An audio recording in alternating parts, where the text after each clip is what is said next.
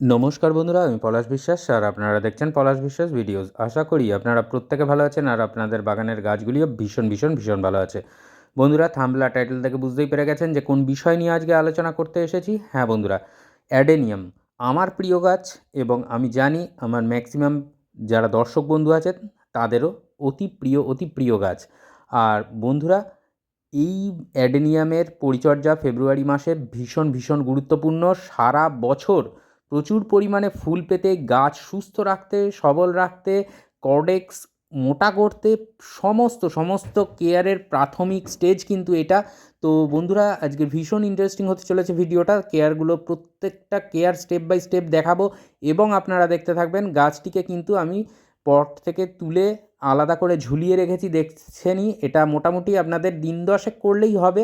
ওকে একটু স্ট্রেস দিতে হবে যে যাতে মানে সংকেতটা ওকে পাঠাতে হবে যাতে ও বুঝতে পারে যে ও মরতে চলেছে। অর্থাৎ ও মানে পুরো মিডিয়া ছাড়া এই রকমভাবে হ্যাঙ্গিং করে অন্তত 10 দিন রাখতে হবে। 10 থেকে 15 দিন রাখতে পারলে ভালো, কিন্তু দিন দশেক কম করে রাখতে হবে। রাখার পরে যে কাজটা করতে হবে সেটা হচ্ছে ফাঙ্গিসাইড গোলা জল। দেখছেন গুলেই নিয়েছি স্যাপ ফাঙ্গিসাইড। এই ফাঙ্গিসাইডে গুলে নিয়ে গাছটাকে কিন্তু আমরা মিনিট 20 রেখে দেব। এর কারণটা হচ্ছে যাতে এর কর্ডেক্স যেটা বা গোড়াটা বা শিকড়গুলো এগুলো কিন্তু একটু শ্রিঙ্ক করে গেছে বা কুঁচকে গেছে। তার কারণটা হচ্ছে আমরা প্রত্যেকেই জানি অ্যাডেনিয়াম কিন্তু গোড়ায় জল জমিয়ে রাখে এবং খাবার জমিয়ে রাখে। তো এই কদিন দিন দশেক কিন্তু ও সেভাবে খাবারগুলোকে, যে খাবার ওর স্টকে ছিল সেগুলোই গ্রহণ করেছে গাছটি তুলে নেওয়ার পরে পট থেকে। আর ডরমেন্সিতে বা শীতঘুমে ছিল আমরা সকলেই জানি। তো এই শীতঘুম থেকে জাগাতে গেলে এই প্রক্রিয়াগুলো আমাদের অ্যাডেনিয়ামে করতেই হবে এবং বছরে একবার কিংবা বছরে দুবারও যদি রিপোর্ট করা যায় অ্যাডেনিয়াম, তাহলে কিন্তু ভীষণ ভীষণ ভালো কাজ করে, এটা আমরা সকলেই জানি। তো মিডিয়া আমি কিন্তু মাটি ইউজ করি না, সম্পূর্ণ সয়েললেস মিডিয়াতে করি। তো যে মিডিয়াটা আমি নেব সেটা অবশ্যই আপনাদের দেখাবো। যারা পুরনো ভিউয়ার্স তারা তো জানেনই, আর যারা নতুন দেখছেন আমার অ্যাডেনিয়াম কেয়ার তাদের জন্য বলে দিই। টব চয়নটা কিন্তু একটা বড় ঘটনা। একটু মানে গোলাকৃতি টাইপের টব নিতে হবে। যে গাছে আমরা পিটুনিয়া করি যে টবে, সেই টব কিন্তু ভীষণ ভালো কাজ করবে অ্যাডেনিয়ামের জন্য। এছাড়া একটু গোলাকৃতি টব নিলে ভালো অ্যাডেনিয়ামের জন্য। আর গাছের সাইজ অনুযায়ী সব সময় টব কিন্তু আমাদের ছোট নিতে হবে, কখনোই বড় টব আমরা নেব না। আর মিডিয়াটা কী আছে বলুন তো? এর মধ্যে রয়েছে বালি চালার পরে যে পাথর, সেই পাথরগুলো রয়েছে, রয়েছে লাল মোটা দানার বিল্ডিং কনস্ট্রাকশনের বালি, যেটা লাল বালি, সেই লাল বালি রয়েছে। আর সামান্য, খুব সামান্য পরিমাণে রয়েছে ঘেঁস বা সিন্ডার। এটা আপনারা নিতেও পারেন, নাও নিতে পারেন, কোনো সমস্যা নেই। ঘেঁস বা সিন্ডারটাকে বাদও দিতে পারেন। তো এই কটা উপাদান কিন্তু, এই দুটি উপাদান কিন্তু রয়েছে মেশানো, বালিচালার পাথর এবং বালি। এর সাথে কিছু খাবার গাছেদের মিশিয়ে নেব, যেটা কিন্তু স্লো রিলিজ ফার্টিলাইজার এবং গাছকে কিন্তু দীর্ঘদিন ধরে এই খাবার সরবরাহ করবে। আমার এই টবটার সাইজ হচ্ছে 6 ইঞ্চি। 6 ইঞ্চি টবের জন্য মোটামুটি নিয়ে নিতে হবে 1 মুঠো, হাতের 1 মুঠো পরিমাণে নেবেন শিংকুচি, যেটা কিন্তু খুব ভালো কাজ করবে। নিয়ে নেবেন 1 মুঠো পরিমাণে হাড় গুঁড়ো। হ্যাঁ, হাড় গুঁড়ো 1 মুঠো পরিমাণে নিতে হবে। 1 মুঠো পরিমাণে নিতে হবে নিম খোল। আর অবশ্যই হাতের 3 মুঠো পরিমাণে নেবেন ভার্মি কম্পোস্ট, বা যদি 1 বছরের পুরানো কাউডাং কম্পোস্ট হয় সেটা।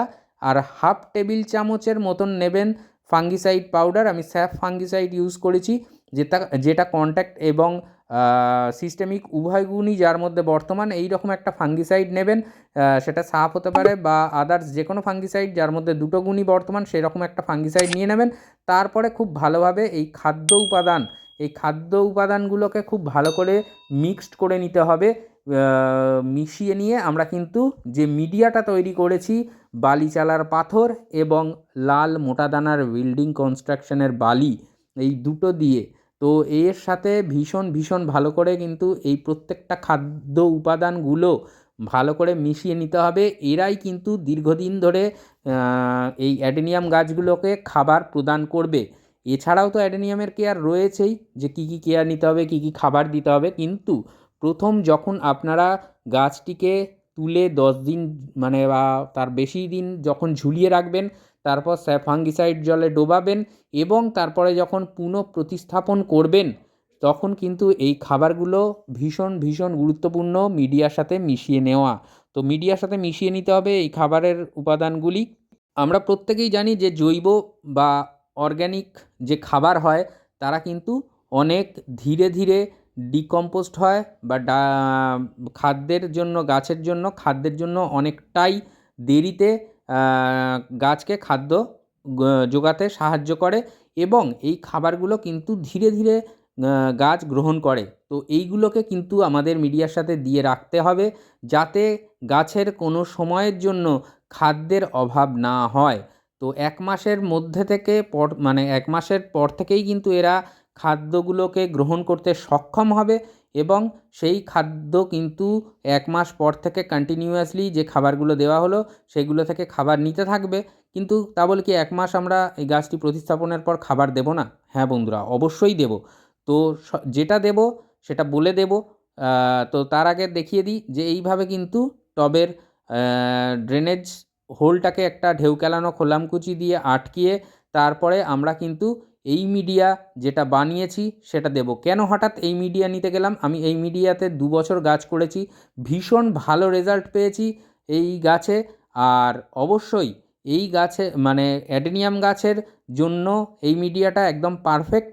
এই কারণ অ্যাডেনিয়ামের একটাই সমস্যা, সেটা হচ্ছে ডাইব্যাক হয়ে যাওয়া। আমার সব গাছ কিন্তু খোলা আকাশের নিচে থাকে, যখন বর্ষাকালে বৃষ্টি হয় তখন কিন্তু যদি মাটি থাকে একটা ফাঙ্গাল ইনফেকশন হওয়ার সম্ভাবনা থাকে। কিন্তু এই মিডিয়াতে আপনার গাছের কোনো ইনফেকশন হবে না। যে গাছটি আমি তুলেছি মানে যেটি প্রতিস্থাপন করব, এটা মাত্র 1 বছরের গাছ। কেউ দেখলে বলবে এটা কিন্তু একটা ছোট্ট পিপি প্যাকেটে ছিল, কিন্তু এই মিডিয়াতে থাকার ফলে কিন্তু অজস্র পরিমাণে বৃষ্টিতেও ভিজেছে, কোনো সমস্যা হয়নি গাছটির এবং তার কডেক্সে সে কিন্তু পর্যাপ্ত খাবার সংগ্রহ করেছে এবং সেই খাবার জমিয়ে রেখে কিন্তু যথেষ্ট পরিমাণে গাছটি হেলদি হয়েছে এবং প্রচুর ফুলও দিয়েছে। যারা পুরনো ভিউয়ার্স আছেন আমার চ্যানেলে তারা তো জানেনই যে অ্যাডেনিয়ামে কীরকম পরিমাণে ফুল ফোটে আমার গাছে। তো এবছর যারা নতুন ভিউয়ার্স দেখতে পাবেন আশা করি।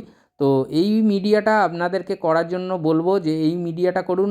এটা কিন্তু একদম ইজি একটা মিডিয়া, কারণ এই বালি চালার পরের যে পাথর, সেই পাথর কিন্তু আমরা অতি সহজে সংগ্রহ করতে পারবো এবং লাল মোটা দানার বালিও আমাদের সংগ্রহে থাকবে।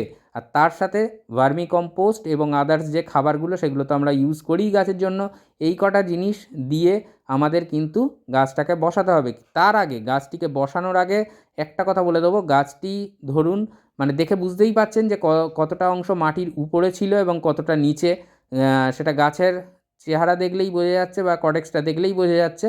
তো তার থেকে তুলে আমাদের বসাতে হবে। তুলে যখনই বসাবো এই শিকড়ের কাটাই ছাঁটাইয়ের ব্যাপারটা কিন্তু আমাদের মাথায় রাখতে হবে। এই শিকড়গুলো যদি থাকে তাহলে কিন্তু মানে দেখতে খুব একটা ভালো লাগবে না।